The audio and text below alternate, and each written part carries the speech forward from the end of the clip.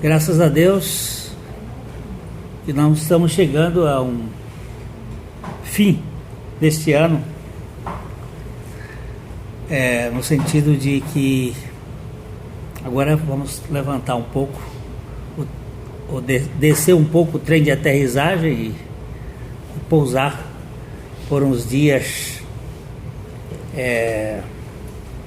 nesse nosso caminhar aqui.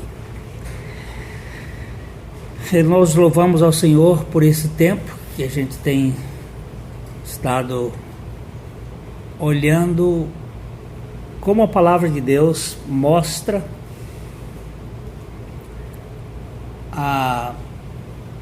o Evangelho brotando no meio da religião. Essa desconstrução do modelo da religião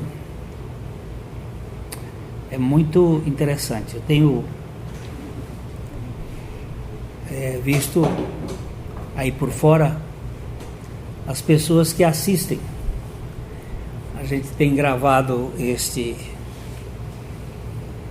essa exposição e isso sai através da igreja, do site da igreja, e tem muita gente que tem assistido. Agora, quando eu estive no Uruguai, nós tivemos um irmão muito querido da Argentina, o Raul Angaroni. Ele estava falando sobre a importância que tem esse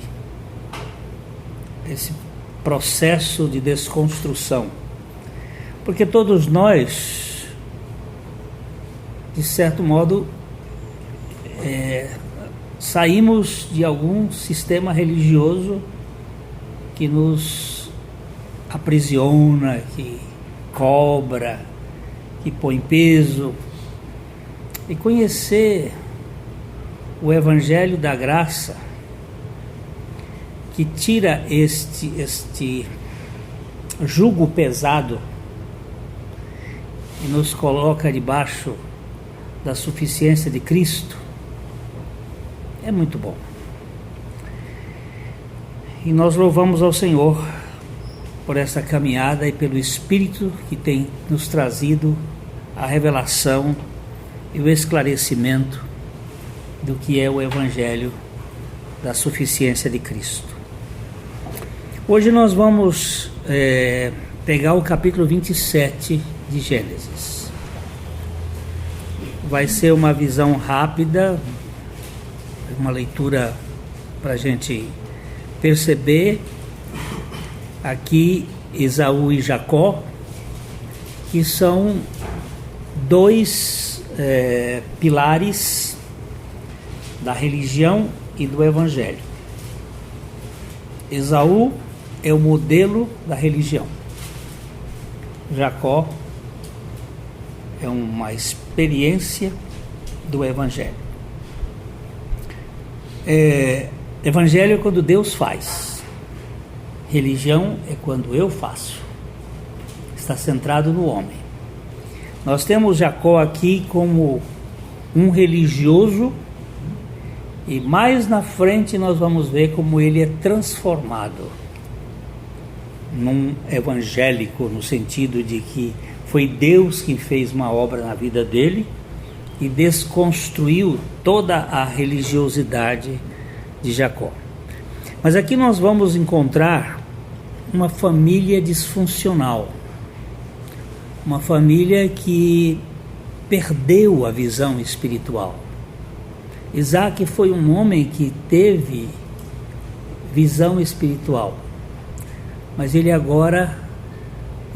estava cego, e não só cego fisicamente, ele estava cego das coisas de Deus. Ele estava mais preocupado com o banquete do que com o pão nosso de cada dia. Ele estava mais preocupado em fazer parte de um jantar especial do que comer a vontade de Deus e se alimentar daquilo que é a suficiência de Cristo. Então nós vamos ler aqui: tendo-se envelhecido Isaque, e já não podendo ver, porque os olhos se lhe enfraqueciam, chamou a Esaú, seu filho mais velho, e lhe disse: meu filho. Respondeu ele: eis-me aqui.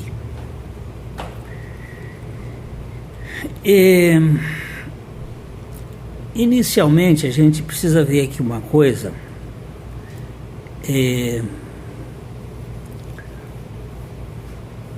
Vamos dar uma olhadinha em Gênesis 25. Gênesis 25, 23. Respondeu-lhe o Senhor: quando Rebeca estava grávida, ela viu que dentro da barriga dela tinha uma pendenga, tinha uma disputa, tinha um MMA, uma guerra aqui entre dois pugilistas. E o Senhor disse: duas nações há no teu ventre, dois povos nascidos de ti se dividirão. Um povo será mais forte do que o outro, e o mais velho servirá ao mais moço. Cumpridos os dias para que desse à luz, eis que se achavam gêmeos no ventre. Saiu o primeiro, ruivo, todo revestido de pelo, por isso lhe chamaram Esaú. Depois nasceu o irmão, segurava com a mão o calcanhar de Esaú, por isso lhe chamaram Jacó. Era Isaque de 60 anos quando Rebeca lhe deu à luz. Aqui nós temos então o início dessa guerra. E esta guerra tem cerca de 4.000 anos e ela continua. E aqui nós vemos que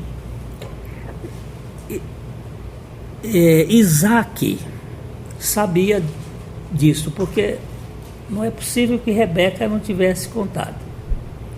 E se Rebeca não contou, é sinal de que a família guardava segredos.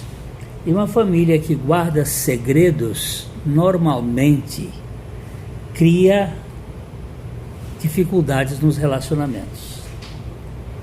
Se Rebeca não contou para Isaque que o mais novo é que seria aquele escolhido, ou aquele que Deus disse que ele é que iria ser a nação maior, então nós temos aí problemas de disfuncionalidade na comunicação. Agora, se Isaque sabia disto, ele tentou passar por cima da revelação de Deus.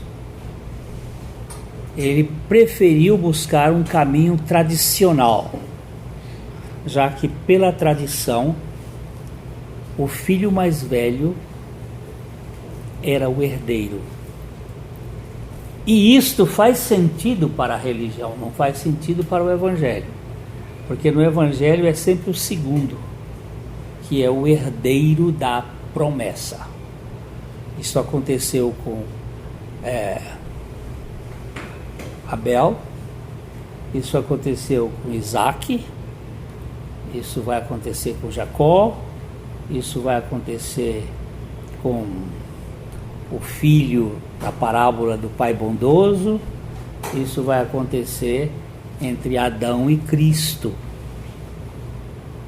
O segundo, não o primeiro.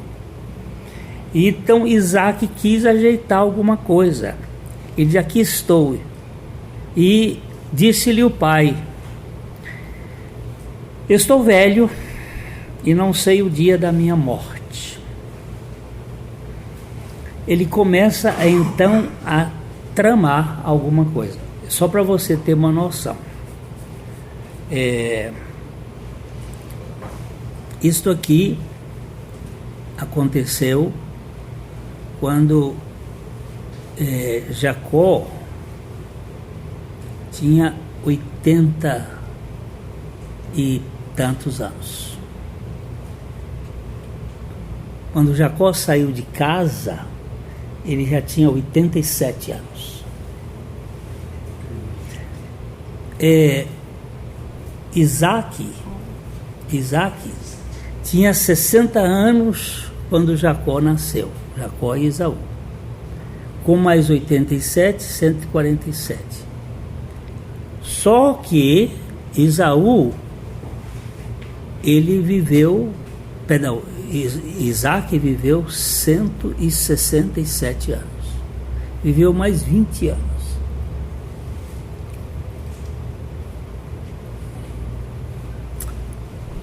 Ele estava aí achando, porque tinha ficado cego, estava velho, estava pronto para morrer. Então eu preciso acertar as minhas coisas, mas eu vou acertar do meu jeito, que é isso que a religião sempre faz. Eu tenho que tomar as minhas providências para acertar, não contando com a revelação de Deus, nem contando com a orientação do Espírito Santo, mas vamos dar um jeitinho, vamos resolver. E eu tenho preferência pelo Esaú, e eu quero que ele seja o abençoado. Estou velho, não sei o dia da minha morte, agora pois, toma as tuas armas, a tua aljava. Normalmente a aljava é uma bolsa. Você coloca as flechas. Alguns dizem que uma aljava levava mais ou menos de 7 a 12 flechas. Isso varia, mas levando a sua aljava e o teu arco, sai ao campo e apanha para mim alguma caça. Ele gostava de comer caça. É muito característica de pessoas que conquistam a ideia de caça. Mesmo nome que tem Caim. Caim é que atira com a flecha, que conquista, que consegue vencer pela sua habilidade, pelo seu jeito. E faz uma comida saborosa. Não vem aqui com qualquer coisa para mim, não. Eu quero uma comida saborosa, como eu aprecio. Você vai vendo os termos bíblicos mostrando da sua preferência culinária, gastronômica. Eu quero uma comida saborosa, como eu aprecio. E traze-me para que eu coma e te abençoe antes que eu morra. Este princípio aqui é um princípio muito da religião. Você faz e eu te abençoo. A bênção vem pelo processo que você faz. Se você cumpre as determinações e fizer tudo certinho, então eu vou abençoar você. Se você não fizer, então você não vai ter a bênção. Isso é muito comum na revelação do Velho Testamento. que a bênção estava ligada à obediência ao executivo. No Novo Testamento isso muda, porque nós estamos diante da realidade espiritual. A obediência é resultado da bênção. Porque Deus nos abençoou em Cristo Jesus, nós nos tornamos obedientes. Isso muda completamente. Eu tenho procurado mostrar aqui também que isto é revelado nas 2 semanas. A semana da lei e a semana da graça. A semana da lei faz com que você trabalhe 1, 2, 3, 4, 5, 6 dias. E o 7º dia é o descanso. O descanso vem como prêmio do trabalho. A semana da graça, você começa descansando e trabalha como gratidão. Não é um trabalho por obrigação. O modelo do executivo é você trabalhar para ser aposentado. O modelo da graça é ser aposentado para trabalhar. É você receber antes de trabalhar. Então, Isaac faz todo este preparativo para que ele possa abençoar o seu filho preferido. Agora, a Rebeca, diz aí o verso 5, estava atrás da porta. Ela estava bisbilhotando, estava vendo a conversa. Muito próprio de mãe. Quando mais mãe super protetora, ela estava escutando o que Esaú e Isaac conversavam, e foi-se Esaú ao campo para apanhar a caça e trazê-lo. Então disse Rebeca a Jacó: Filho, vamos agilizar aqui. Ouvi teu pai falar com Esaú, teu irmão, assim: traze caça e faze-me uma comida saborosa, para que eu coma e te abençoe diante do Senhor antes que eu morra. Agora é Rebeca que vai desprezar Deus e começar a agilizar do seu jeito. Estava dando um jeito para abençoar um filho, e a outra dando outro jeito para o filho caçula dela ser abençoado, porque de certo modo ela tinha esta informação privilegiada, que eu acredito. Ela não deve ter contado isso. Ela não deve ter contado, né? Ela sonegou a informação para ele. Há indícios, né? Pois é. É possível que ela tenha sonegado essa informação para ele. E ela disse: agora, pois, e esse agora tem que ser rápido. Meu filho, atende às minhas palavras como te ordeno. Aqui trata-se de um mandamento, de uma ordem. Olha, filho, vai ao rebanho. O rebanho é aqui perto, não está longe. Vai ao rebanho e toma 2 cabritos. Engraçado que o outro queria só uma caça, mas ela logo quis 2 cabritos. E deles eu farei uma saborosa comida para teu pai, e como ele aprecia. Eu já estou cozinhando para ele há tanto tempo. Tudo que ele comeu fui eu que fiz. Eu sei como fazer. Eu vou fazer algo que ele vai apreciar. E aí ela começa então a tramar: levá-las a teu pai, para que coma e te abençoe antes que morra. Ela também estava esperando que o marido fosse logo. Vamos ficar livre dele, e nós vamos ajudar Deus a cumprir a bênção. Isso é muito parecido com Sara, tentando ajudar Deus a cumprir a bênção do filho. Porque nós garantimos a nossa experiência. Não é Deus que garante a nossa experiência, somos nós. Sou eu. Então eu tenho competência. E eu vou fazer com que Deus cumpra o seu propósito. Eu sei que eu sei orar, e a minha oração vai mover Deus. Eu jejuo, como não?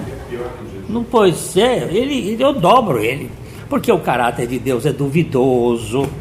Deus tem uma atitude às vezes muito sádica. Ele bota as coisas pra gente e depois proíbe, como se fosse uma... Então eu vou dar um jeito. E aqui ela vai com toda a classe, né? E disse Jacó a Rebeca, sua mãe: mas Esaú, meu irmão, ele é peludo, ele é cabeludo, e eu sou liso. Ele era liso mesmo. Não era só liso, não, ele era liso, ligeiro, bagre e saboado. E aí, como é que vai ser? Quando meu pai via a coisa, ele vai ver que eu sou liso, que eu não sou Esaú. E dar-se-á o caso de meu pai me apalpar, e passarei a seus olhos por zombador. Assim trarei sobre mim a maldição e não a bênção. Ele é astucioso, sagaz é a palavra muito própria. Respondeu-lhe a mãe. Essa palavra dela aqui é muito parecida com os judeus no dia do sacrifício de Jesus Cristo. Caia sobre nós seu sangue. Isso já vem da cultura. Ela disse: caia sobre mim essa maldição. Aquilo que os judeus fizeram é o choro de Rebeca. Caia sobre mim essa maldição, meu filho. Mas atende somente o que eu te digo. Vai e traze-mos. Pega os cabritos. Nós precisamos fazer logo esse negócio. Ele foi, tomou-os e trouxe a sua mãe, que fez uma saborosa comida, como o pai dele apreciava.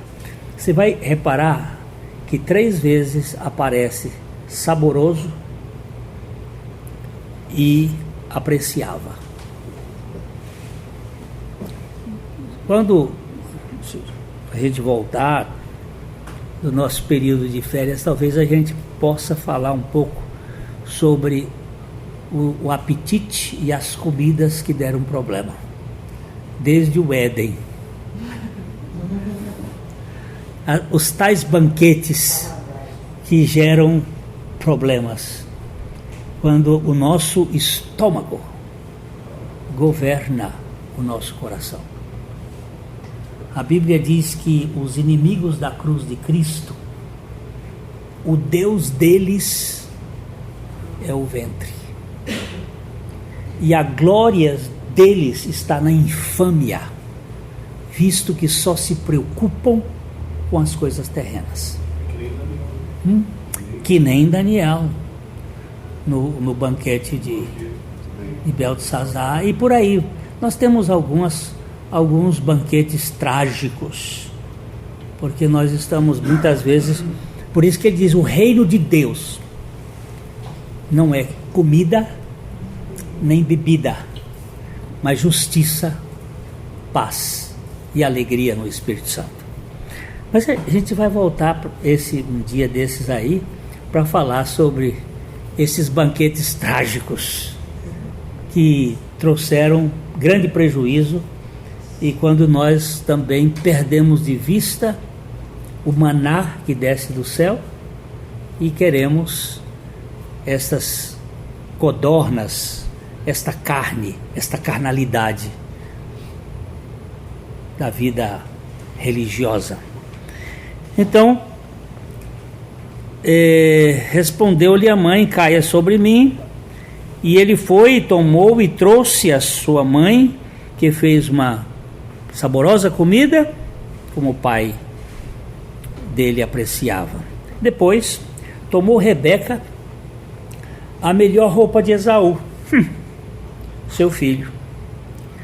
Pegou a roupa do Esaú, porque Esaú tinha uma prática de caça. Quem é caçador sabe disso, que quem caça pega o cheiro da mata. Mesmo que lave a roupa, ela fica com um cheiro de mato e de caça. Ela fica com aquele perfume dos hormônios da caça, porque a caça, por ser brava, ela tem um hormônio mais forte. E ela pegou a roupa do filho, que tinha consigo em sua casa, e vestiu a Jacó, seu filho mais novo. Ela foi fazendo tudo para que o filho fosse abençoado. E com a pele dos cabritos, ela tirou o pelo e cobriu as mãos e a lisura do pescoço. Coisa de especialista. Botou logo um jeito ali. Alguns estudiosos acham que ela tirou o pelo. Por que ela não pediu ovelha? Porque a ovelha é lã e o bode tem pelo parecido com pelos. E ali ela tirou também possivelmente a pele ainda meio fresca, para poder grudar e botar ali, para poder fazer a trapaça. A religião, ela trabalha com a aparência, ela não trabalha com o coração. Ela veste o sujeito, ela bota a maquiagem nele. Então entregou a Jacó, seu filho, a comida saborosa e o pão que havia preparado. Jacó foi a seu pai e disse: meu pai. Respondeu: fala, quem és tu, meu filho? Respondeu Jacó a seu pai. Aí começam as mentiras. Eu sou Esaú, teu primogênito. Fiz como me ordenaste. Levanta-te, pois, assenta-te e come da minha caça, para que me abençoes. Quando se perde a visão física, é muito ruim. Mas quando se perde a visão espiritual, a coisa é pior. Porque Isaac não só perdeu a visão física, ele não só estava com catarata ou glaucoma ou qualquer coisa que tinha lhe tirado a visão, ele estava com catarata espiritual. Ele não conseguia enxergar. E aí a Bíblia diz que, e disse Isaac a seu filho: como é isso que pudeste achar tão depressa, meu filho? Outra sabedoria de gente astuta. Porque o Senhor, aí bota o nome do Senhor no negócio, o Senhor teu Deus mandou ao meu encontro. Eu quero que vocês guardem bem isso. Nem sempre quando se diz o nome do Senhor, a coisa é séria. Muitos me dirão naquele dia: Senhor, Senhor, não temos nós profetizado, expulsado demônios, feito maravilhas em teu nome? Disse mesmo. Mas eu não conheço vocês. Porque o Senhor não entra no nosso embuste, no nosso engano, nas nossas tramóias, nas nossas trapaças. Mas nós entramos nas trapaças dos outros. Nós somos enganáveis. E é perder a revelação do Espírito Santo, é perder o binóculo de Deus, e nós entramos para ser enganados.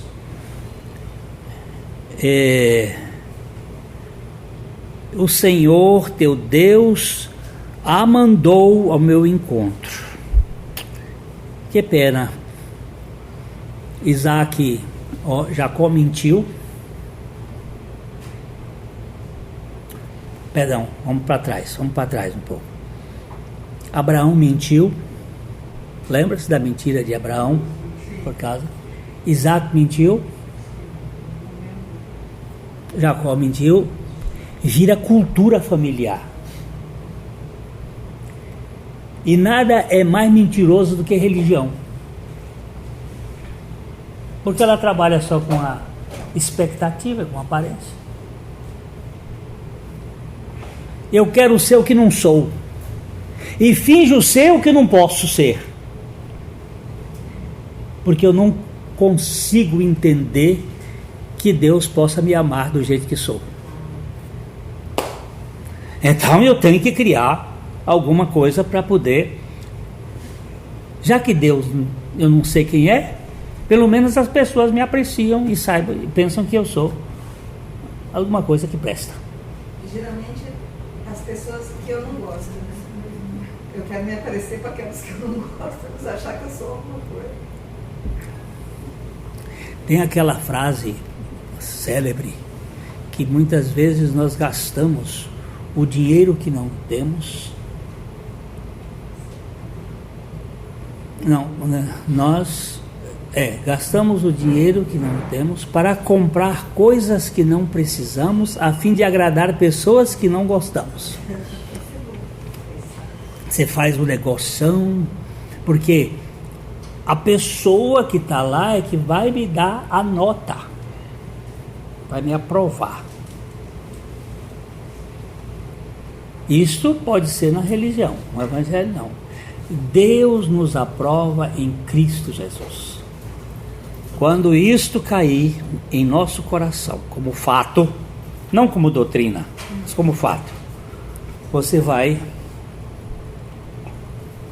relaxar.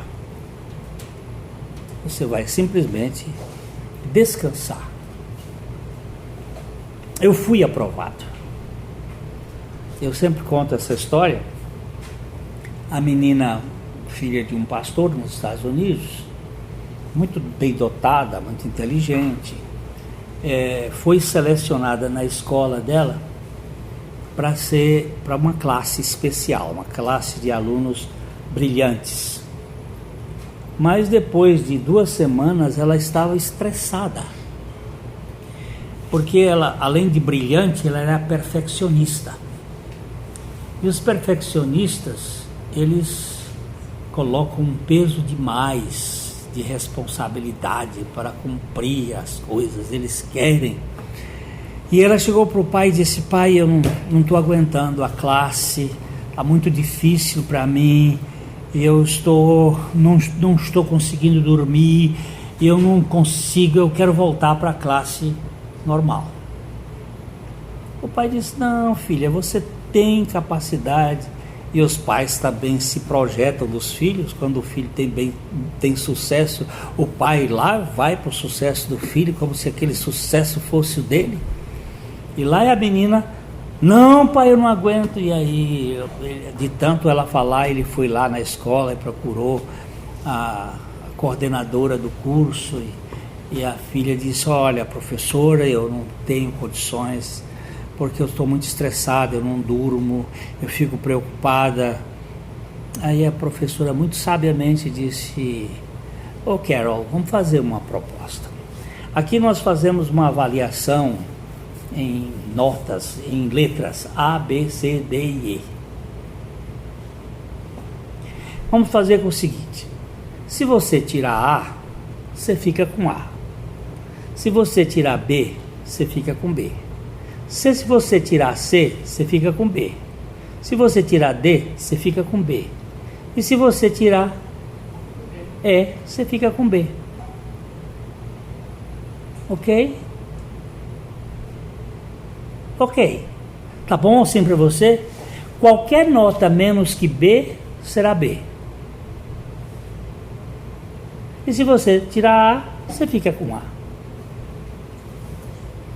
No final, 2 anos depois, ela foi aprovada com que nota? A. Porque toda a preocupação dela saiu. Quando você é aprovado, você relaxa e desempenha normalmente. Quando você se vir aprovado em Cristo Jesus, que Deus é suficiente e que a obra dele foi suficiente para você, a sua obediência será uma obediência amorosa, voluntária, sem medo, sem culpa, sem vergonha, sem interesse, sem dever. Vai ser uma obediência. Olha, Senhor, muito obrigado, porque o Senhor já me aprovou e eu quero a minha comunhão contigo. Então, eu não preciso desempenhar. Mas esse modelo religioso se preocupa demais com a aparência, com comportamento, com moralidade. Hoje nós gravamos um programa sobre moralidade e moral, o moralismo e moralidade. No cristianismo nós não somos imorais, nem amorais. Nós temos moral, mas a nossa moral não é para exibir a nossa performance, é consequência daquilo que Cristo é em nós. Aí, o que aconteceu? Então disse Isaque a Jacó: chega-te aqui, para que eu te apalpe, meu filho, e veja se és meu filho ou não. Chega para perto. Mas quando se perde a visão espiritual, nem perto a gente enxerga. Eu vou falar isso aqui. Se alguém te enganar, a culpa é sua. Não pense que a culpa é do outro, não. Se eu enganar você, a culpa é sua. Eu posso ser um enganador. Por isso você precisa estar afinado com o Espírito Santo. Senhor, não me deixe enganar e não me deixe ser enganador. Nesse meio religioso, nesse caldeirão aí que tem acontecendo hoje no Brasil e no mundo, tem muita coisa interessante, mas está distraindo da suficiência de Cristo. Está colocando foco em você e em mim. E isto é engano. Isto aqui que a Rebeca fez. E o Jacó chegou-se a Isaque, seu pai, que o apalpou e disse: a voz é de Jacó, porém as mãos são de Esaú. O som é da voz que sai, mas espera, ele perdeu o tato de perceber. A mão é cabeluda. E aqui que está um perigo, porque às vezes o discurso é um discurso cristão, tem uma linguagem que é cristã, mas a maneira, o processo não é. E a gente precisa estar alerta. Por isso que tem que ficar no ouvido e não no sentir. ouvir a voz do Senhor, ouvir a palavra de Deus e não ficar nesses sentimentos todos que as pessoas, né? Eu sinto a presença de Deus. Você já escutou isto? Pois é. A presença de Deus não se sente. A presença de Deus se crê. Pode até ter sentimentos, mas não são aqueles sentimentos que vão validar a presença de Deus. Eu tenho tido sentimentos muito gostosos. Em determinados momentos eu fico todo arrepiado. Eu sinto uma alegria tão grande. Às vezes eu choro. Mas isso não testifica a presença de Deus. Muitas vezes, num deserto árido, sem nada, eu estou perfeitamente dizendo: Deus, em que estrela tu estás escondido? E Ele, sem me dizer nada, mostra que Ele está bem presente na tribulação, na angústia, nas lutas. Então, eu preciso ouvir a voz do Senhor. Cuidado com essas coisas do sentimento, dos tatos. E não reconheceu, diz aí, porque as mãos, com efeito, estavam peludas como as do seu irmão Esaú. E o abençoou. E aqui nós vemos, e ele disse: és meu filho Esaú mesmo? Ele ainda estava. Ele respondeu: sou eu.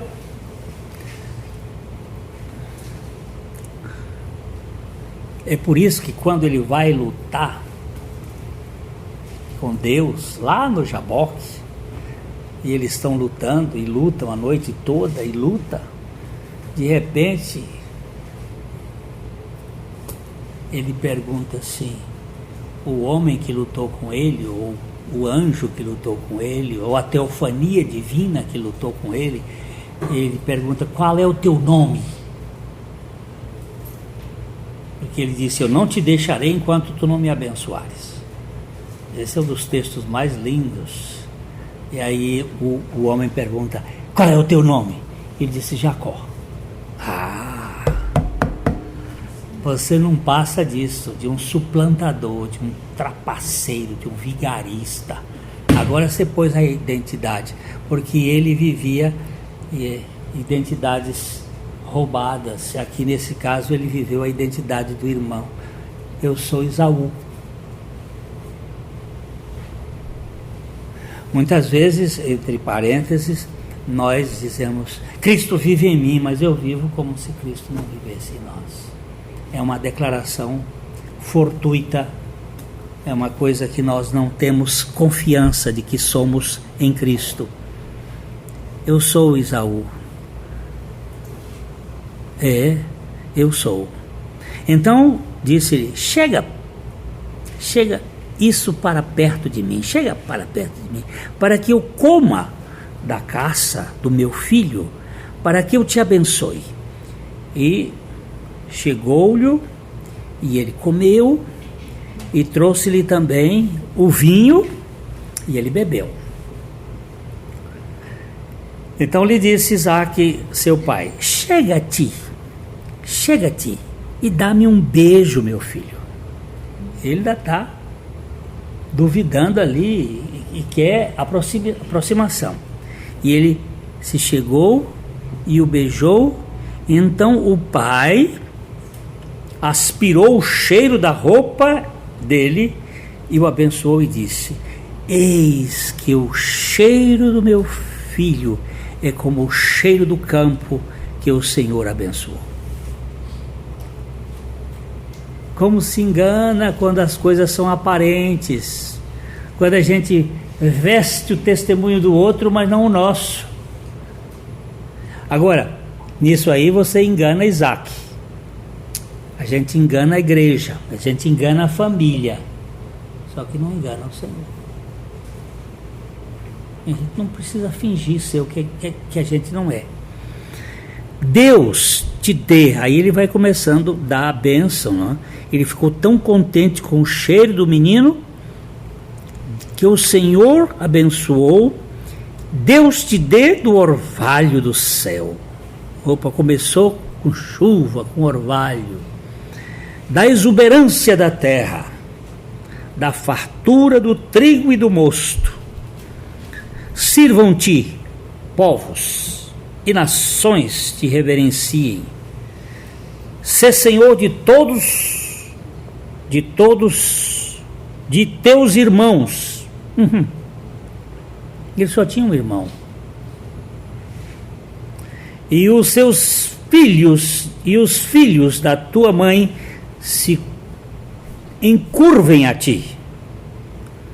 Maldito seja o que te amaldiçoar, e abençoado seja o que te abençoar.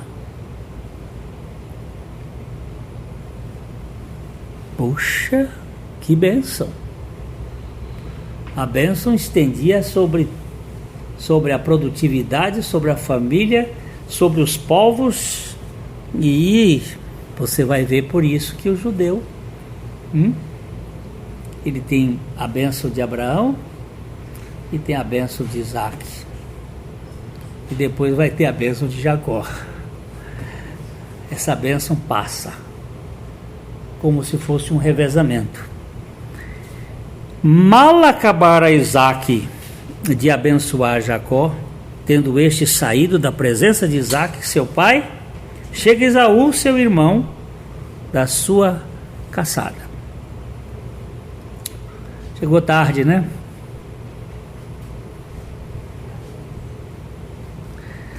E fez também ele uma comida saborosa, e trouxe a seu pai e lhe disse: levanta-te, meu pai, e come da caça de teu filho, para que me abençoes. Perguntou-lhe Isaque, seu pai: quem és tu? Eu sou Isaque, eu sou Esaú, sou Esaú, teu filho, o teu primogênito. Respondeu. Acontece que lá para trás ele já tinha vendido a primogenitura por um prato de comida. Olha as comidas aí.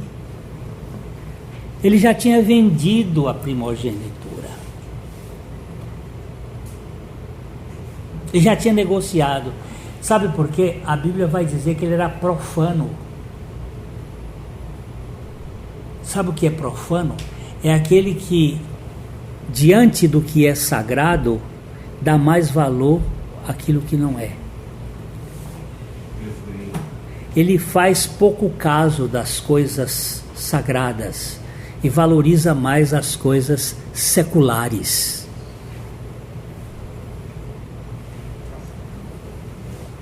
Um carro, por exemplo, fica mais importante do que a relação com o filho. Os bens se tornam mais importantes do que a adoração.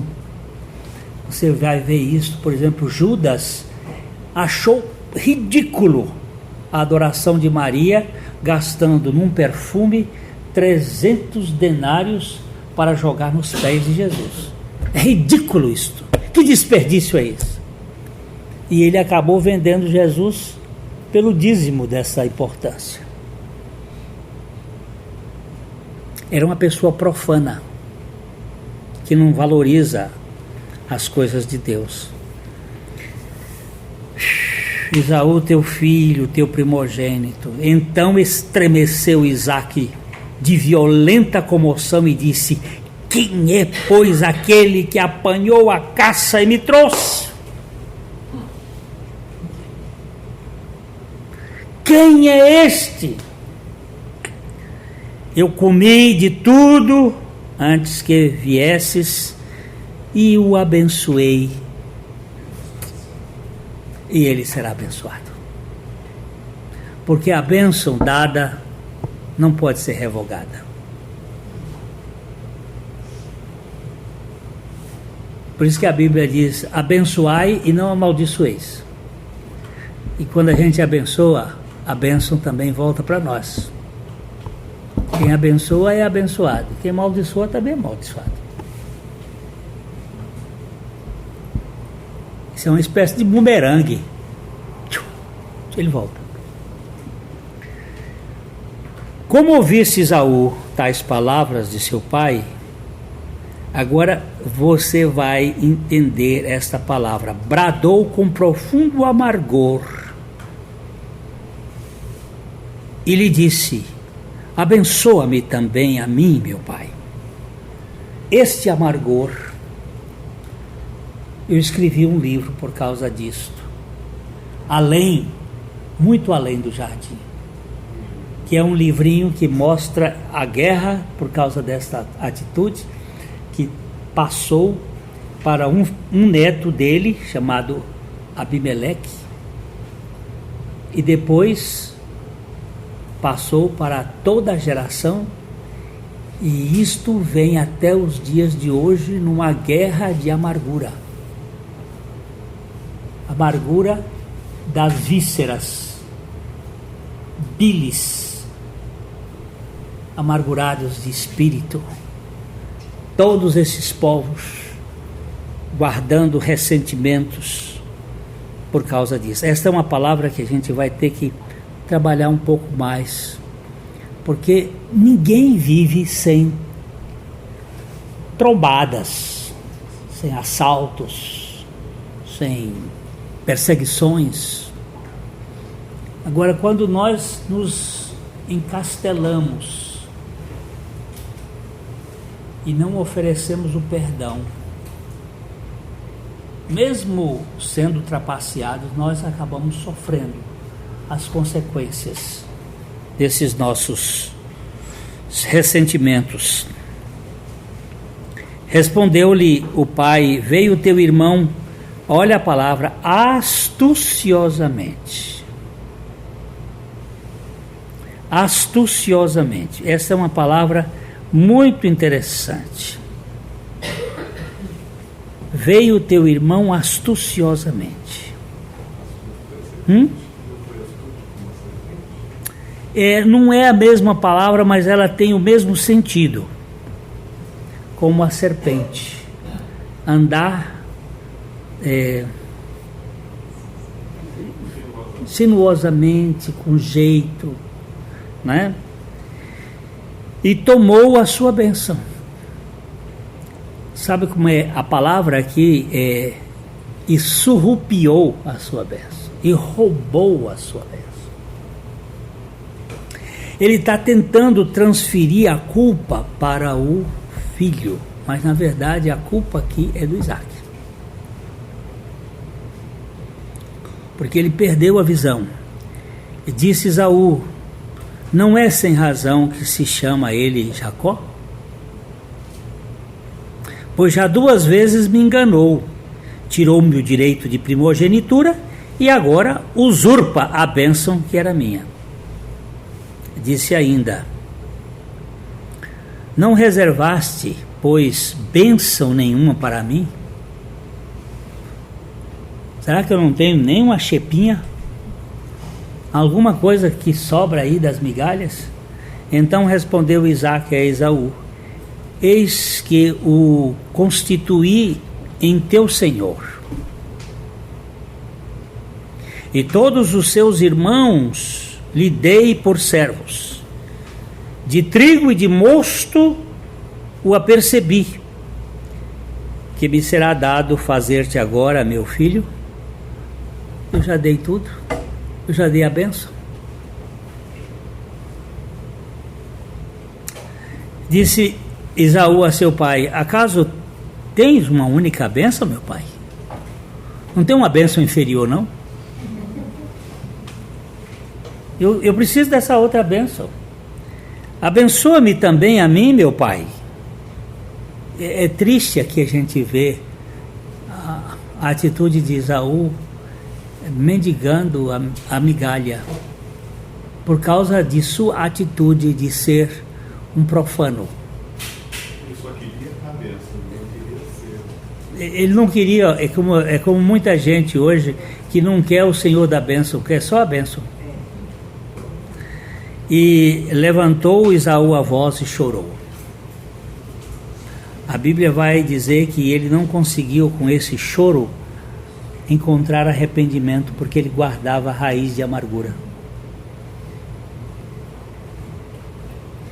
Então lhe respondeu Isaque, seu pai: longe dos lugares férteis da terra será a tua habitação.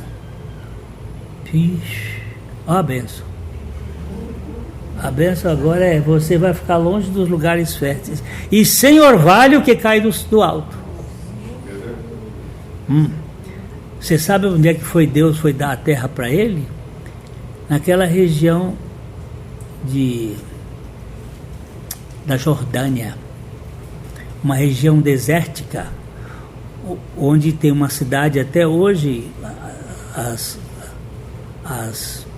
ruínas, Petra, uma cidade fortificada, e é toda ela feita de pedra e pedra vermelha.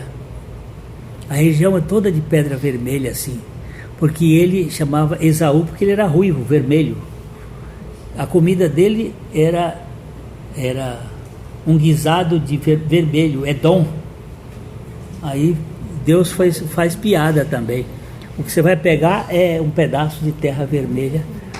Assim, este cara, ele é o fomentador de toda a governabilidade vermelha do mundo. Agora que eu estou entendendo. Agora que eu estou entendendo. Pois é. Caiu a ficha. Olha lá. Sem orvalho que cai do alto. Viverás da tua espada e servirás a teu irmão quando porém te libertares, sacudirás o seu jugo da sua serviço. Gente, isso aqui está acontecendo agora.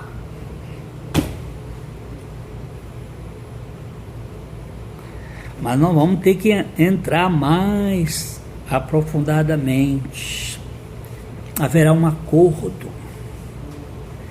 entre a turma de Israel com a turma de Jacó com a turma de Edom.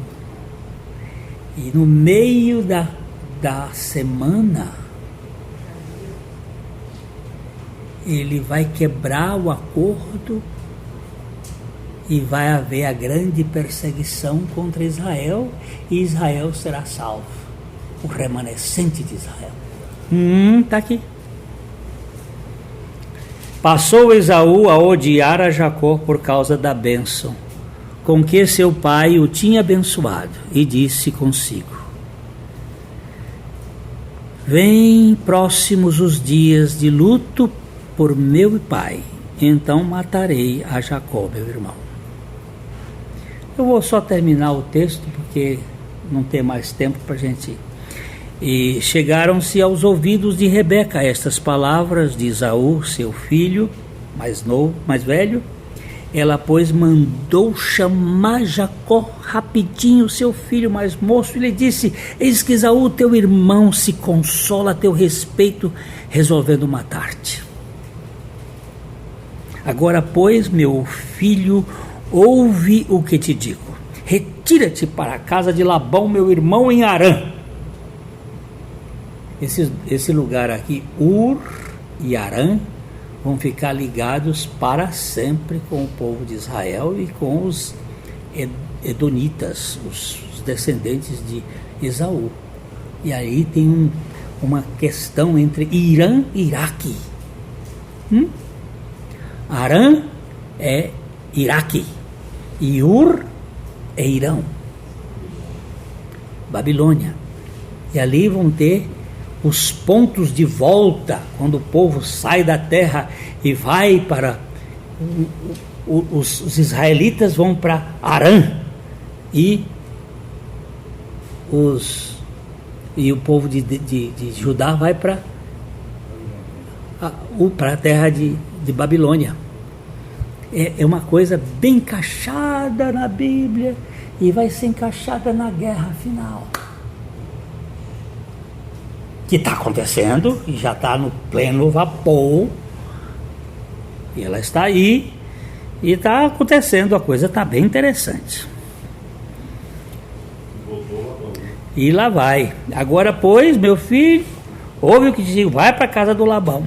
Fica com ele alguns dias até que passe o furor do teu irmão. Esse alguns dias aí foram 20 anos. E quando ele volta, ele não encontra mais a mamãe, só encontra o papai. E cesse o seu rancor contra ti e se esqueça que lhe fizeste.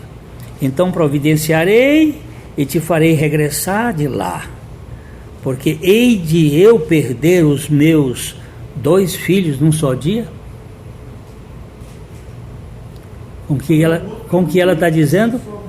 Ela armou tudo e depois Passou a bola, mas aí ela faz uma coisa, o seguinte: perderia os meus 2 filhos num só dia, porque se Esaú matasse Jacó, ele não ia morrer, mas para ela ele já estava fora. Eu só vou perder um. Esaú caiu fora. E aí depois é que a gente vai entender por que é isso, mas hoje não vai fazer. E disse Rebeca a Isaque: aborrecida estou da minha vida, por causa das filhas de Het. Eu não quero que você case com essas filhas de Het. Ela já montou outro esquema. Se Jacó tomar esposa entre as filhas de Het, tais como estas, que o Esaú tinha tomado, as filhas dessa terra, de que servirá a vida?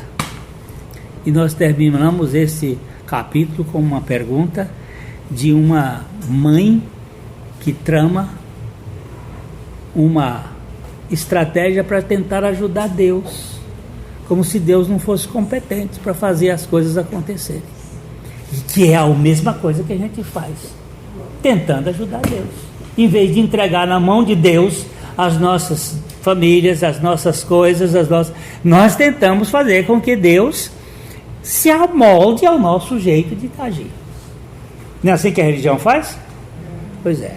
Senhor, tem misericórdia de nós e faz-nos depender de Ti, e esperar em Ti, e confiar em Ti, e saber que és Tu que está no controle deste avião.